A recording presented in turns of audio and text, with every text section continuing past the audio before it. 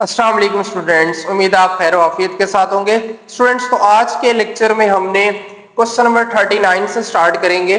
Question 39 है, two dice are rolled, let E1 denote the event of an odd total, event 2 जो है वो an ace on the first die and E3 the event the total is 7। तो पूछा क्या गया student हमसे, are E1 and E2 are independent. तो student सबसे पहले तो हमें ये पता होना चाहिए कि दो इवेंट्स कब जो है वो इंडिपेंडेंट होंगे। तो the two events A and B are called statistically independent. दो इवेंट स्टैटिस्टिकली इंडिपेंडेंट तब होंगे जब दोनों का इंटरसेक्शन जो है वो probability of A into probability of B के इक्वल हो।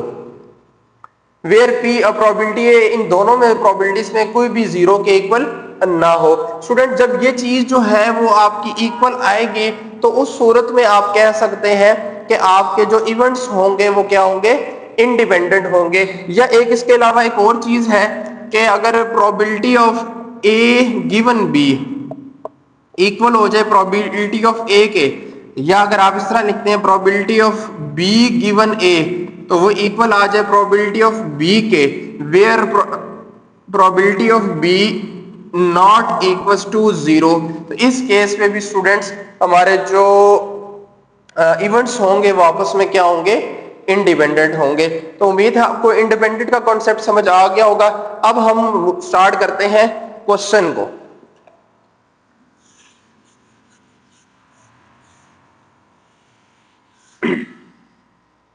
तो स्टूडेंट्स, क्वेश्चन में सबसे पहले जो है वो E1 denote the event of an odd number, उसने खुद डिनोट किया हुआ, तो हम E1 से स्टार्ट करेंगे। अब E1 में कौन से नंबर आ रहे हैं स्टूडेंट्स, ऑड नंबर, और टू डाइस आर रोल्ड। तो स्टूडेंट्स मैंने डाइस की सिंपल स्पेस बनाई हुई है।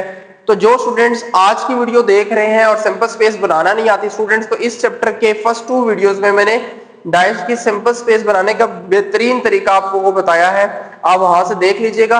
अब सिंपल स्पेस बन गया तो हमने कौन क्या लेना है, ऑड नंबर्स लेने हैं। तो स्टूडेंट्स, ऑड नंबर्स क्या होंगे, आप यहां से देखें 1 2, अब एक आउटकम छोड़ते जाएं तो वो ऑड नंबर है आपकी 1 2। इसके बाद 1 3 को स्किप कर दें, 1 4 एंड 1 6। हर रो में आपके स्टूडेंट्स 3 आउटकम्स आएंगे इस तरह, 2 1 2 3 2 5, नेक्स्ट 3 2 3 4 3 6। रो नंबर 4 में स्टूडेंट्स जाएं तो नंबर 4 में क्या आ रहा है, 4 1, एक वैल्यू आउटकम्स करें 4 3 4 5, नेक्स्ट 5 2 5। आप देखते जाएंगे इसमें से सारी जो लिख रहा हूं ये वाकई ही ऑड नंबर है, 5 4 5 6। नेक्स्ट लास्ट रो में देखेंगे स्टूडेंट्स तो आप 6 1 6 3 एंड 6 5। तो स्टूडेंट्स हमारे पास टोटल जो है वो 36 की सिंपल स्पेस है। तो हाफ इवन नंबर्स होते हैं तो हाफ ऑड नंबर्स होने चाहिए। तो हम इन्हें काउंट करते हैं, क्या ये हाफ नंबर्स आते हैं, 1 2 3 4 5 6 7 8 9 10 11 12 13 14 15 16 17 into 18। इट्स मीन हमने ठीक किया है। तो एन ई जो हमारे पास आया है E1 वो आउटकम आ गई है 18। तो स्टूडेंट्स प्रोबेबिलिटी ऑफ E1 हमारे पास होगी N E1 divided by N S. तो स्टूडेंट्स हमारे पास ये आ जाएगा 18 डिवाइडेड बाय 36। अगर आप इसको डिवाइड कर देते हैं तो ये 1/2 आ जाएगा। इसी तरह स्टूडेंट्स हम फाइंड करते हैं इसके बाद E2। अब E2 को उसने क्या कहा है, E2 the event of an ace on the first die, यानी E2 किस चीज को शो कर रहा है कि आपकी डाइस में पहला नंबर क्या हो, 1 हो। तो अब स्टूडेंट्स अगर आप देखें E2 the event of an ace on the first die, अब अगर आप स्टूडेंट्स ये देखें, अगर आप पूरी रो 1 देखें तो आपको आप आउटकम में 1 नजर आ रहा होगा। तो ये स्टूडेंट्स हमारी फर्स्ट डाई में ये आ जाएगा 1 1। पहली रो लिख दें स्टूडेंट्स आप, 1 2 1 3 1 4 1516। तो स्टूडेंट्स देखें कि फर्स्ट डाई जो पहली आउटकम आपको नजर आ रही है सब में आपको 1 नजर आएगा। तो इस तरह हमारे पास Ne2 क्या आ जाएगा स्टूडेंट्स, हमारे पास ये जो टोटल आउटकम्स हैं वो 6 आ जाएंगी। इसकी प्रोबेबिलिटी क्या आ जाएगी स्टूडेंट्स, अगर आप प्रोबेबिलिटी निकालें E2 की तो प्रोबेबिलिटी E2 की हमारे पास आ जाएगी Ne2 डिवाइडेड बाय Ns। तो 6 divided by 36 it's becomes to 1/6। इसी तरह स्टूडेंट E3 भी हम निकाल लेते हैं। E3 क्या है, E3 उसने कहा E3 the event of a total is 7। आपने वो आउटकम्स लेनी है स्टूडेंट्स जिनको ऐड करने से आपके पास जो है 7 आए। स्टूडेंट्स अगर ये सारी आउटकम देखें जो मैं 9 लगा रहा हूं, ये सारी आउटकम्स ऐसी हैं जिनको ऐड करने से 7 आएगा। क्या क्या है, 16 25 34 43 52 एंड 61। तो स्टूडेंट्स हमारे पास Ne3 भी क्या आ गया है, 6 आउटकम्स है। तो प्रोबेबिलिटी ऑफ E3 हमारे पास स्टूडेंट्स होगी 6 डिवाइडेड बाय 36, तो इट्स बिकम्स टू 1/6। तो स्टूडेंट्स हमने तीनों इवेंट्स की जो है वो प्रोबेबिलिटीज फाइंड आउट कर ली हैं। अब जो है हम जाते हैं स्टूडेंट्स किसकी तरफ, इनके इंटरसेक्शंस फाइंड करते हैं। अब सबसे पहले E1 एंड E2 का हमने चेक करना है, पार्ट नंबर 1 करना है। तो स्टूडेंट्स E1 एंड E3 का इंटरसेक्शन ले लेते हैं, E2 का सॉरी स्टूडेंट्स। तो मैं इनकी सेट्स में लिख रहा हूं चूंकि बहुत बड़े हैं, तो हम डायरेक्ट देखते हैं कि इनमें क्या कॉमन वैल्यूज है और रेड से हाईलाइट कर देते हैं।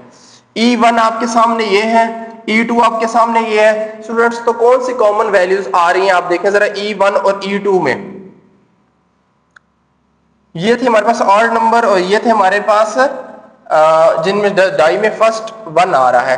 तो स्टूडेंट्स ये देखें कि ये 1 2 सेम है, उसके बाद 1 4 1 4 दोनों में सेम है, और 1 6 आप देखें कि ये 1 6 है और ये 1 6 दोनों में सेम आ रहा है। तो स्टूडेंट्स ये तीन आउटकम्स है हमारे पास 1 2 1 6 और 1 4।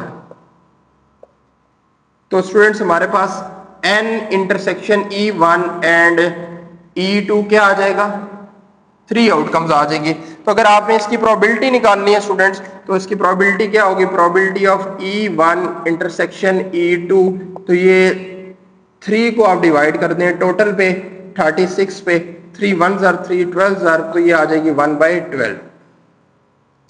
नेक्स्ट स्टूडेंट्स इसी तरह हम जरा चेक करते हैं और इवेंट E और 3 सारा एक बार निकाल लेते हैं वैल्यूज और फिर आखिर में इसकी इंडिपेंडेंस चेक करते हैं। स्टूडेंट्स E1 और E3 का इंटरसेक्शन क्या आएगा हमारे पास, E1 एंड इंटरसेक्शन E3। अब E1 और E3 में क्या कॉमन वैल्यूज है जरा आप देखें स्टूडेंट्स। ये एक और नंबर है, ये कॉमन आ जाएगा। 2 5 ये भी एक और नंबर है, कॉमन आ जाएगा। 3 4 ये भी एक और नंबर है, कॉमन आएगा डेफिनेटली। ये भी और यानी कि सारी क्योंकि 7 है तो 7 सारे की सारी जो है वो इसमें सेम आएंगी। आप ये सारी आउटकम लिख दें, ये सारी outcome students as it is आ जाएगी जो आपकी E3 में लिखी हुई है। तो इसके जो NE1 एंड इंटरसेक्शन E3 आएगा, ये हमारे पास क्या आ जाएगी स्टूडेंट्स, 6 आउटकम्स आ जाएंगी। तो अब इसकी प्रोबेबिलिटी निकालनी हो तो स्टूडेंट्स कैसे आएगी, probability E1 intersection E3 is equal to NE1 intersection E3 divided by NS। स्टूडेंट्स ये आ जाएगी 6 डिवाइडेड बाय 36, तो it's becomes to 1/6। Students last है इसका E2 और E3, इनका भी हमने चेक करना है कि इन दोनों के अंदर क्या सिमिलरिटीज हैं। तो E2 इंटरसेक्शन E3, अब E2 और E3, E2 ये है E3 ये है स्टूडेंट्स, देख लेते हैं कि कौन कौन सी आउटकम सेम है। आप स्टूडेंट्स देखें एक 1 6 इधर आ रही है, 1 6 इधर भी आ रही है, तो 1 और 6 लिख लेते हैं। नेक्स्ट आप देखें स्टूडेंट्स 2 5 नहीं है, 3 4 इसमें नहीं है, 5 2 इसमें नहीं है, तो इसका मतलब है E2 और E3 में स्टूडेंट्स हमारे पास जो है वो सेम जो है वो एक ही आउटकम आ रही है। तो NE2 इंटरसेक्शन E3 ये हमारे पास क्या आ रही है 1। सो इसकी प्रोबेबिलिटी क्या आ जाएगी E2 intersection E3 is equal to 1/36। अब स्टूडेंट्स 1/1 हम चेक करते हैं कि इनमें से कौन से इवेंट्स जो है वो इंडिपेंडेंट है या नहीं। तो स्टूडेंट्स पहले पार्ट को चेक करने के लिए आप लिखेंगे probability of E1 intersection E2 equal होगी किसके, अगर तो ये इंडिपेंडेंट है तो इक्वल होगी probability of E1 into probability of E2। Students तो probability of E1 intersection E2 का आंसर हमारे पास क्या आया था 1/12 और प्रोबेबिलिटी ऑफ E1 हमारे पास क्या आई थी 1/2। प्रोबेबिलिटी ऑफ E2 हमारे पास क्या आई थी 1/6। तो आप देख रहे हैं स्टूडेंट्स ये दोनों साइड्स आपस में क्या आ गई हैं इक्वल आ गई हैं। इट्स मीन आप लिखेंगे hence E1 and E2 are independent. Similarly जो पार्ट 2 है उसमें हमने E1 और E3 को देखना है। तो students probability of E1 intersection E3 अगर ये इक्वल आ जाता है E1 into probability of E3 के तो ये भी आपस में इंडिपेंडेंट होगा। चेक कर लेते हैं E1 और E3 की हमारे पास जो इंटरसेक्शन आई है स्टूडेंट्स वो ये है क्या आई है 1/6। प्रोबेबिलिटी E1 हमारे पास 1/2 है। प्रोबेबिलिटी ऑफ E3 हमारे पास क्या है 1/6 है। तो ये दोनों स्टूडेंट्स आपस में इक्वल नहीं आ रहे, ये 1/12 आ रहा है और ये 1/6 आ रहा है। तो it's mean E1 and E3 are not independent, ये दोनों आपस में इंडिपेंडेंट नहीं है। सिमिलरली जो तीसरा पार्ट है स्टूडेंट्स वो आप लोगों ने चेक करना है और मुझे बताना है कमेंट बॉक्स में कि वो मैंने सॉल्व कर दिया, खाली आपने उसमें फॉर्मूले में पुट करके चेक करना है कि वो इंडिपेंडेंट है या नहीं। स्टूडेंट्स हम मूव कर देते हैं क्वेश्चन नंबर 40 में। ये मैं रेज कर रहा हूं, आप लोग नोट कर चुके होंगे।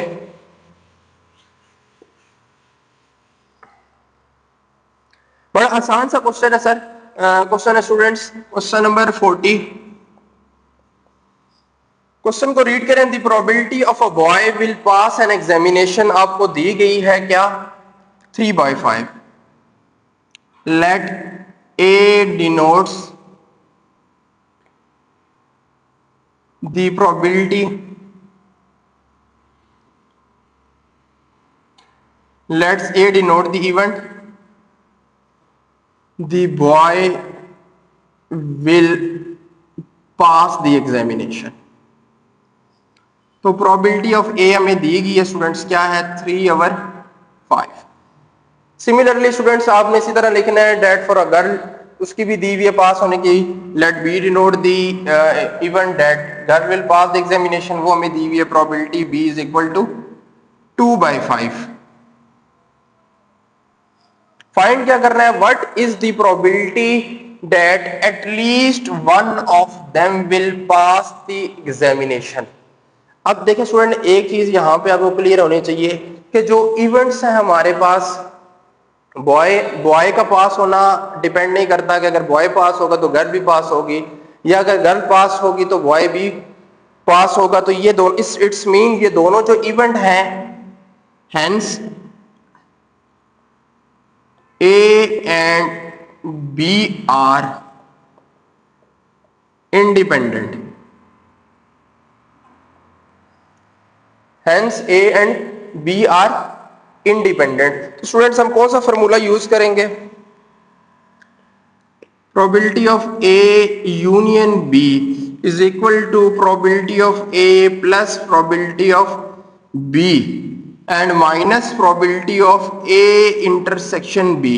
ए इंटरसेक्शन बी इसलिए स्टूडेंट्स हम यूज कर रहे हैं कि ये दोनों इवेंट्स हैं, ये दोनों इवेंट्स आपके नॉट म्यूचुअली होंगे।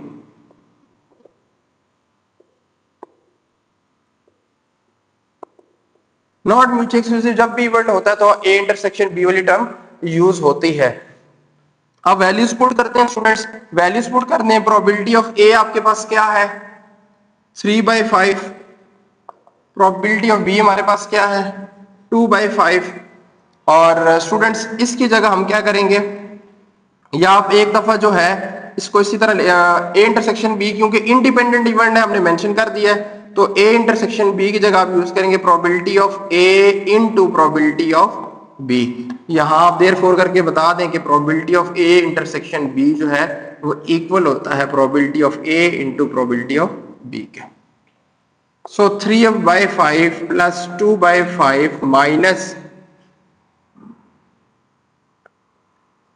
Probability 3/5 into 2/5 as it is लिखें students. 3 2s are 6 and 5 5s are 25। Student LCM ले लेते हैं, 25 एलसीएम आ जाएगा। 5 का टेबल 25 पे 5 टाइम जाता है, 5 3s are 15, 5 3s are 15 और 2 3s are 5 2s are 10 आ जाएगा, और ये 6 आपका एज इट इज आएगा स्टूडेंट्स। सॉरी 5 5s are 25, तो 5 को 3 से मल्टीप्लाई करेंगे 15 ही आता है। 5 5s are 25, 5 2s are 10, so it's mean 5 and 10 25 minus 6 divided by 25। तो स्टूडेंट्स ये आपके पास सॉल्यूशन आ जाएगा 19/25। उम्मीद है स्टूडेंट्स आप लोगों को इस क्वेश्चन की समझ आई होगी। कोई भी इस क्वेश्चन से मुताल्लिक सवाल है आप कमेंट बॉक्स से पूछ सकते हैं।